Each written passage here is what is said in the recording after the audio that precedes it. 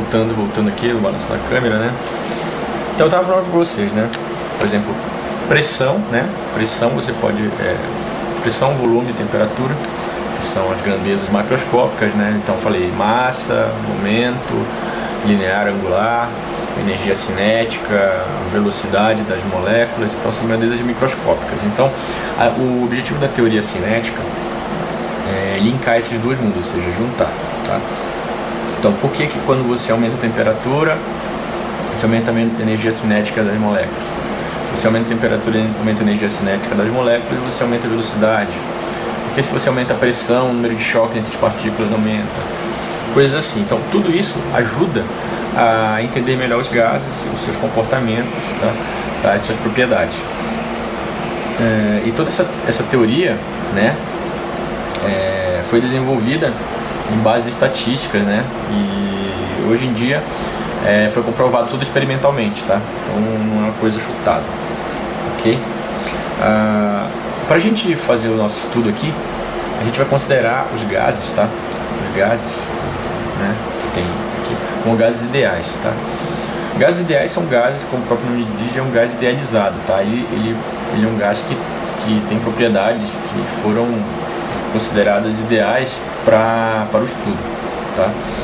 Não corresponde à realidade, tá? Não corresponde à realidade. No entanto, os gases reais, tá, podem se comportar como gases ideais quando a densidade dele é suficientemente baixa, ou seja, quando eles são bem rarefeitos, ou seja, quando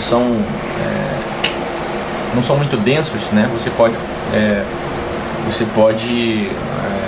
como eu posso dizer, você pode considerar isso deles como um gás ideal, tá? Para gases ideais, vale aquela equação de Clapeyron, que é PV igual a nRT, ou seja, produto de pressão vezes volume é igual ao número de mols vezes a constante dos gases vezes a temperatura em Kelvin, tá? Quando você trabalha com gases reais, né, você já não pode utilizar essa relação, tá? Existe uma correção, né, nessa equação, que, se eu não me engano, chama-se equação de Van der Waals, né, que tem alguns parâmetros ali, né, e com isso você consegue trabalhar com os gases reais. Então, se você, por exemplo, estiver no laboratório e for trabalhar com gás, por exemplo, oxigênio, e for aplicar a lei de Clapeyron, provavelmente isso aí não vai dar certo, né, porque ele é um gás real, a não ser que você deixe ele suficientemente rarefeito, tá? E chega no momento que você tem como posso dizer, esse comportamento de gás ideal, tá? Para a gente fazer o estudo da teoria cinética dos gases, né, dos gases ideais, a gente vai considerar algumas suposições, tá? Algumas hipóteses teóricas para que a gente possa fazer os cálculos, né, e chegar aos resultados que a gente quer, tá? Lembrando que esses resultados foram comprovados experimentalmente, tá? E confirmam, tá, o que vai ser escrito aqui, tá? A primeira coisa que você tem que pensar é que as relações da termodinâmica, elas, para um gás ideal, não dependem da propriedade química do gás, mas apenas da quantidade, ou seja, não importa se é oxigênio, se é nitrogênio, se é argônio, ou xenônio, ou sei lá o que, não importa, as propriedades da termodinâmica vão ser as mesmas, ou seja, por exemplo, a primeira lei da termodinâmica diz que o calor é igual ao trabalho mais a energia interna, a variação da energia interna, tá? Isso aí não depende da quantidade, do tipo de gás, isso aí vale para todos os gases, tá?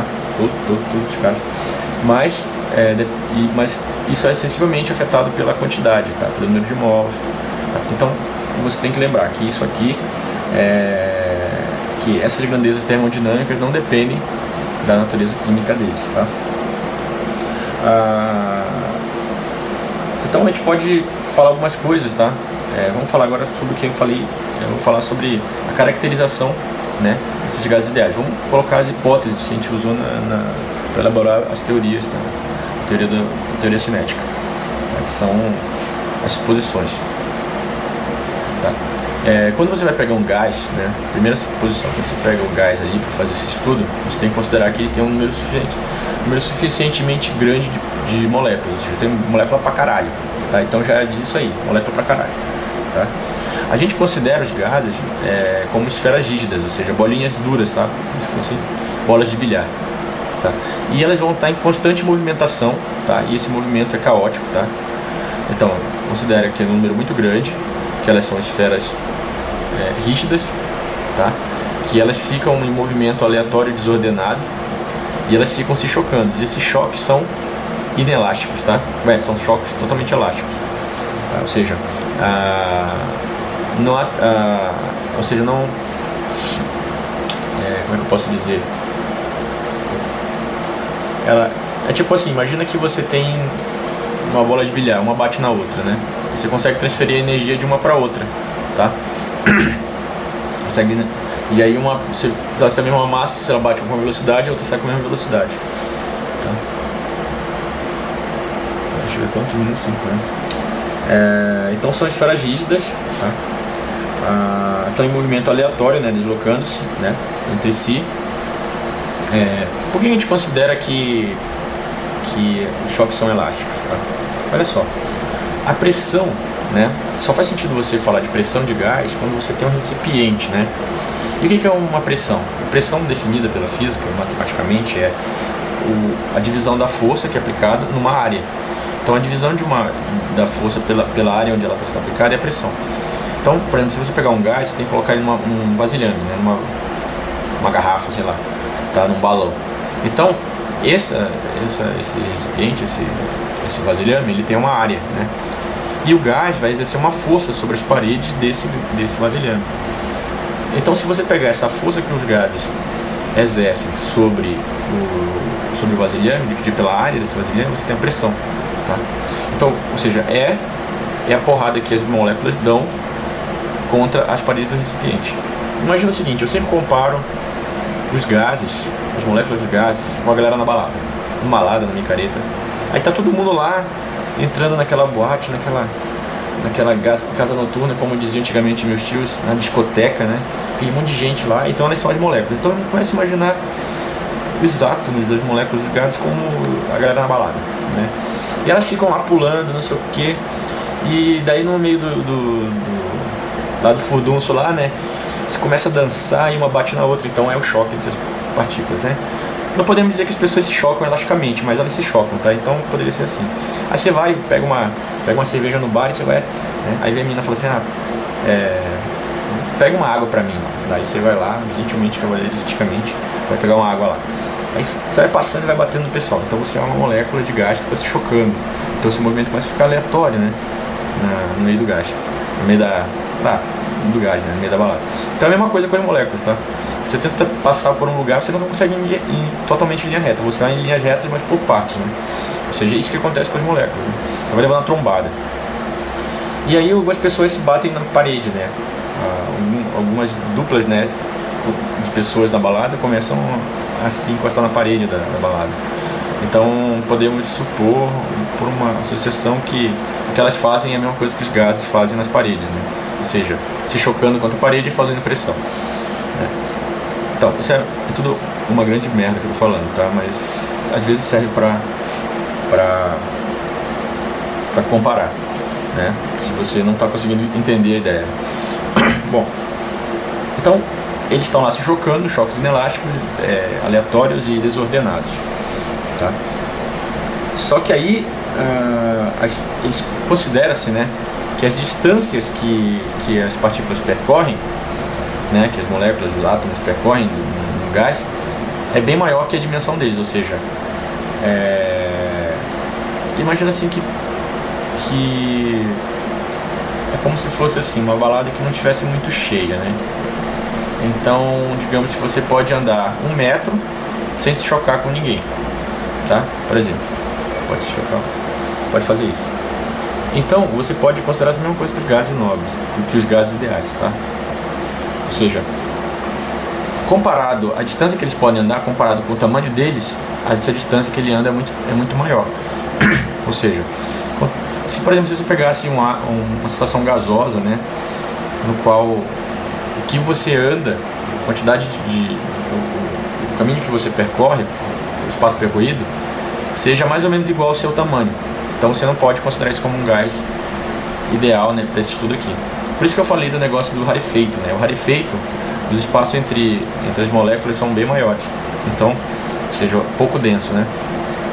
Então, por isso que você considera que a partícula sempre vai andar a uma distância maior do que o tamanho dela.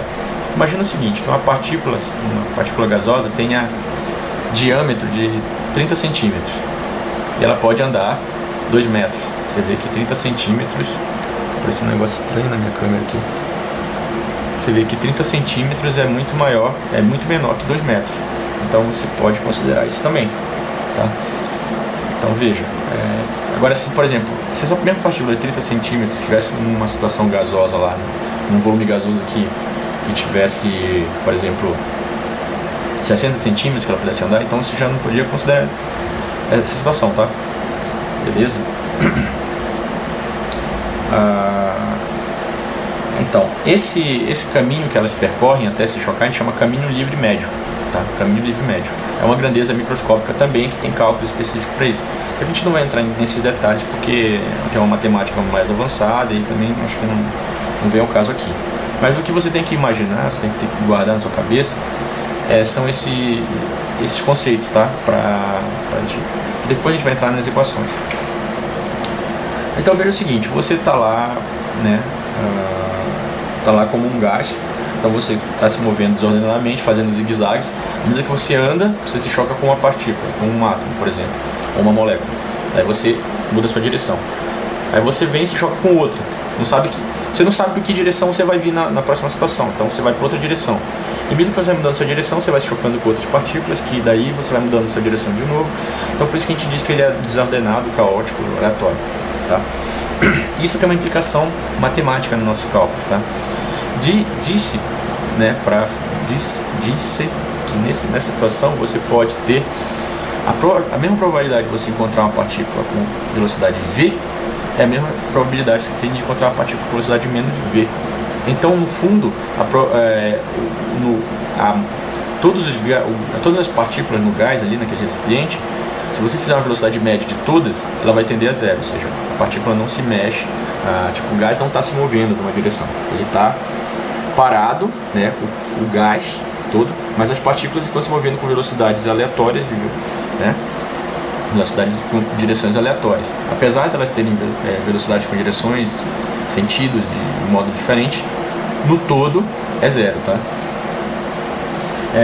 Você tem que considerar também que você não está levando em conta a interação entre as partículas, ou seja, não tem forças atuando entre as partículas, ou seja, não existe atração gravitacional entre elas. Elas apenas se chocam por causa dos movimentos, né? Movimento dela, mas não tem nenhuma atraindo outra, nenhuma repelindo outra, tá? Isso é uma consideração importante que você tem que levar em conta, tá? E que o peso delas é desprezível, ou seja, a força da gravidade também não está afetando. Isso você tem que levar em consideração.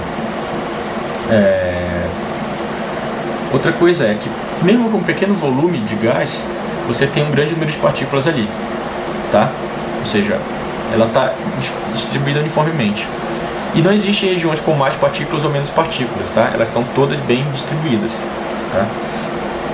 Distribuídas uniformemente.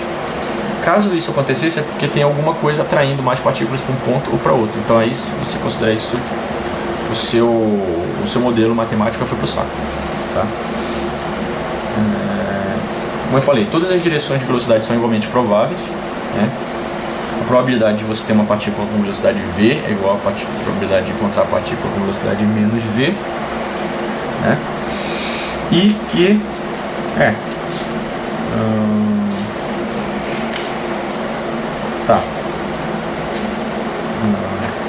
uma coisa que você também tem que saber algumas unidades de gases que é o mol, tá? O que é o mol? O mol é uma quantidade, né, de partículas, por exemplo, como eu posso explicar isso aqui? Assim, imagina que você tem 22,4 litros de recipiente, uma pressão de 1 atm, né, e a 25 graus Celsius. Nessa situação, qualquer que seja o gás, ele vai ter uma quantidade de partículas, tá, que é um número de 6,023 vezes 10 elevado a 23 partículas, tá? Ou seja, átomos ou moléculas. Isso chama-se número de Avogadro, tá? E quando você tem essa quantidade, você tem um mol, tá? Então, um mol é de uma determinada substância quando você tem um número de Avogadro, que é italiano, tá? De partículas lá, de moléculas, de átomos. Tá? Então, você vai representar a quantidade de gases por mol. Tá? Cada átomo, cada molécula tem uma massa individual. Tá? E se você tem um mol dessa substância, tá? Você vai pegar esse número de Avogadro e multiplicar pela massa de cada partícula, ou seja, então você vai ter uma massa, e essa massa a gente chama de massa molecular, que também vai ser importante no nosso estudo. Eu vou passar agora, a partir de todas essas suposições que eu fiz, todas essas hipóteses, tá? Eu vou montar agora meu equacionamento para relacionar as grandezas macroscópicas e microscópicas. Espero que tenham entendido isso, tá? Então lembre-se sempre do exemplo da balada lá, tá? Da festa, o pessoal pulando, se batendo, né? Jogando cerveja um no outro, tá? Se pegando, então é igualzinho nos gases aí, estão fazendo a mesma coisa. Então vou partir ali para a parte da matemática. Falou!